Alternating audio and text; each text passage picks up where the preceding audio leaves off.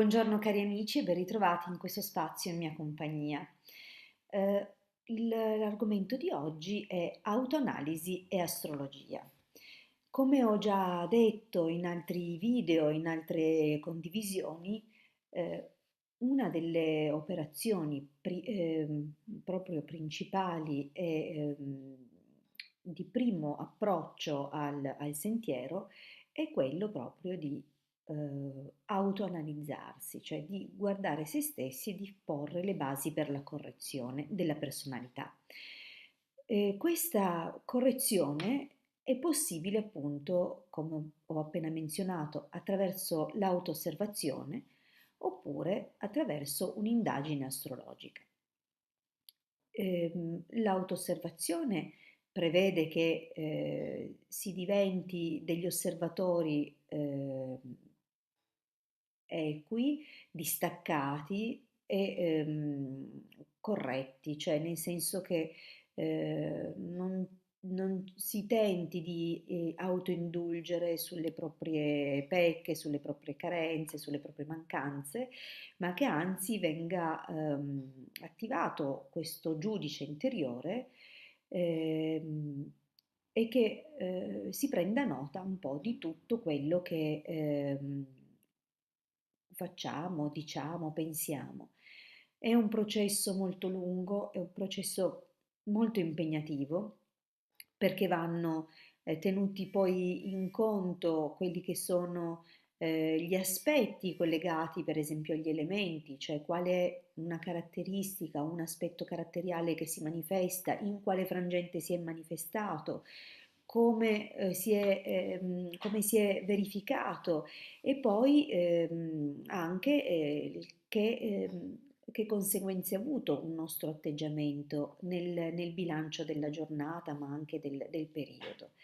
E questa osservazione chiaramente richiede una costanza e una determinazione molto importanti. È chiaro che dia molte soddisfazioni, ci mette in luce degli aspetti di noi che generalmente trascuriamo, soprattutto se si è un pochino onesti, mette in luce quello che noi proiettiamo sugli altri. Vale a dire appunto che riconosceremo in noi cose che generalmente attribuiamo alle persone che ci circondano. Eh, Poi parleremo di questo meccanismo, faremo sicuramente un altro video, un'altra condivisione, eh, parlando appunto di quello che sono le proiezioni che facciamo sugli altri. Ehm, Oggi però appunto, come dicevo, parliamo di come l'autoanalisi e l'autoosservazione sia importante. Dunque, dovremmo avere sempre a portata di mano il nostro quaderno magico che diventerà il nostro confessore, ma anche il luogo dove raccoglieremo tutte le nostre nuove consapevolezze e segneremo pregi e difetti che sono suddivisibili in quelli che si verificano con maggioranza, cioè con la maggioranza delle volte si verificano determinati aspetti di noi, quelli che si verificano saltuariamente, quelli che si verificano raramente.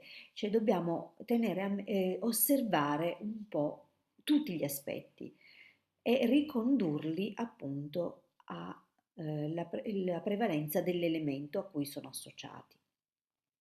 Dunque sarà importante poi in seguito osservare la connessione fra gli elementi e gli aspetti caratteriali. Lo faremo senz'altro.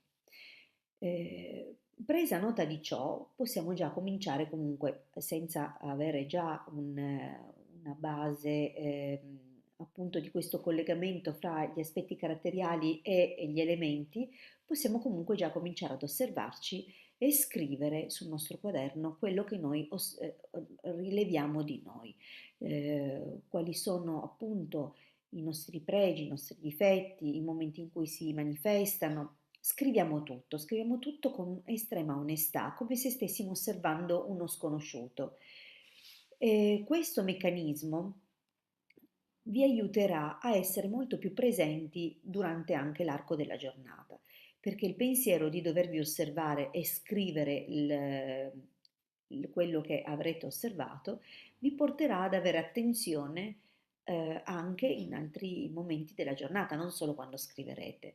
Cioè, mentre inizialmente sarà un momento in cui vi siederete e farete una specie di bilancio retroattivo, no? Guarderete indietro, ah, quella volta è successo così, quella volta è successo così, ho fatto questo, ho fatto l'altro, ho detto questo, ho detto l'altro, ho pensato questo, ho pensato l'altro. È importantissimo che lavoriate soprattutto su situazioni che sono state forti, importanti per voi, che vi hanno causato problemi, disagi, tristezze, dolori fisici.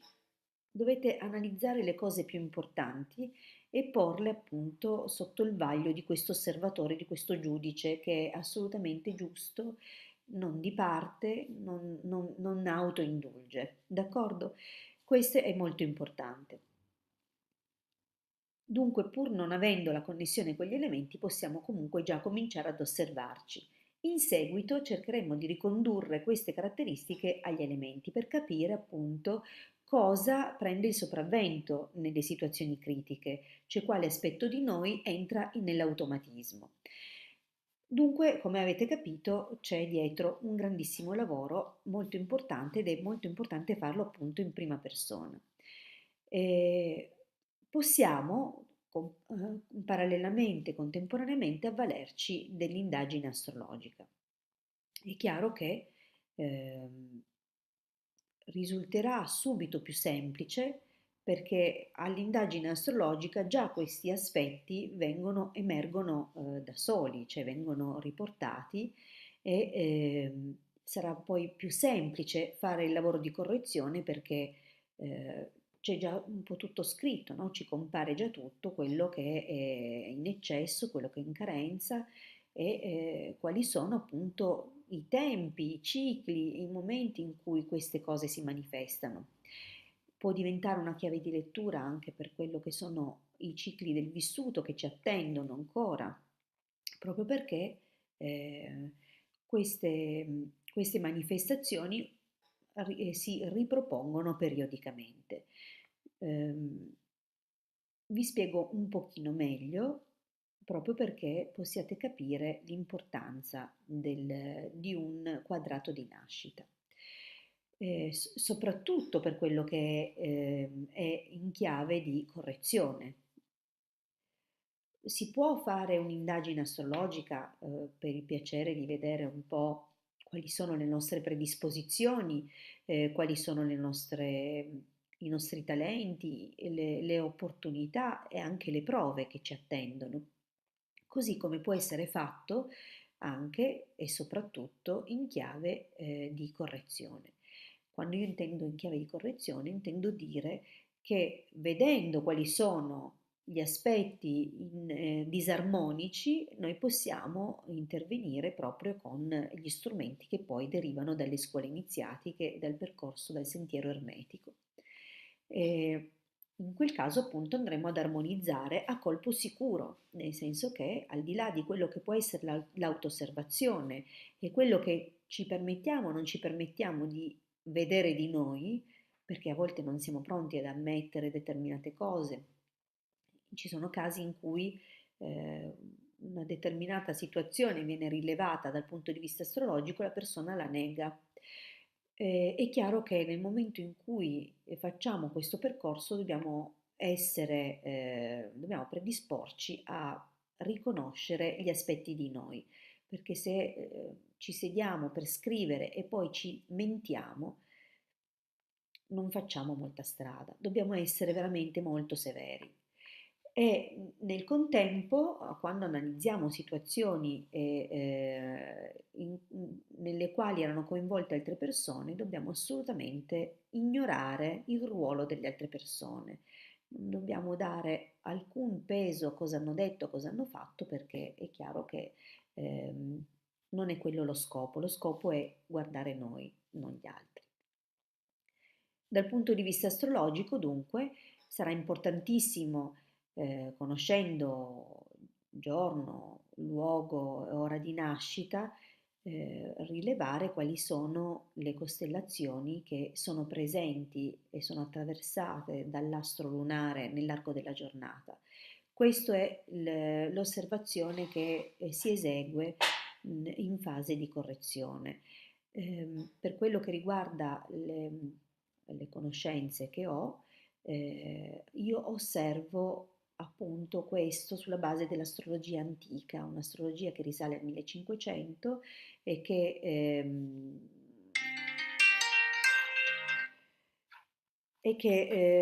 praticamente è un'astrologia che comunque, rifacendosi ai simboli lunari, osserva qual è il percorso dell'anima nel periodo dalla nascita fino a tutti i cicli che verranno.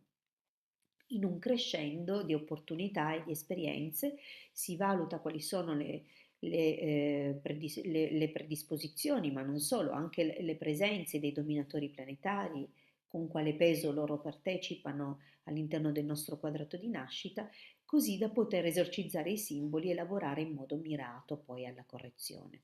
Dunque sono queste le due strade e l'astrologia comunque di suo è una scienza, perché a mio avviso è una scienza molto alta, molto importante, ed è assolutamente praticata dai veri iniziati, cioè nessuno nell'ambito magico non ha competenze, si permette di non avere competenze anche di base, ma sul piano astrologico delle competenze le deve avere per tanti motivi, perché appunto i dominatori astrali, i dominatori planetari esercitano degli influssi su di noi ed è giusto conoscerli e individuarli in noi e rettificarli laddove occorre, è giusto implementare le carenze ed è giusto tutto questo perché va trasceso.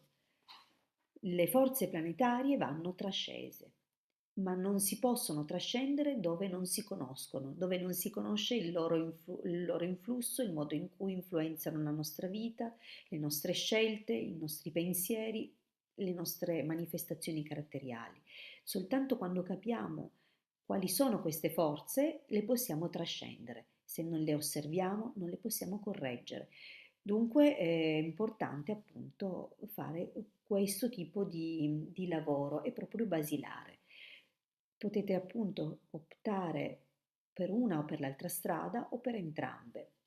Eh, io vi ringrazio per avermi seguito fino qui.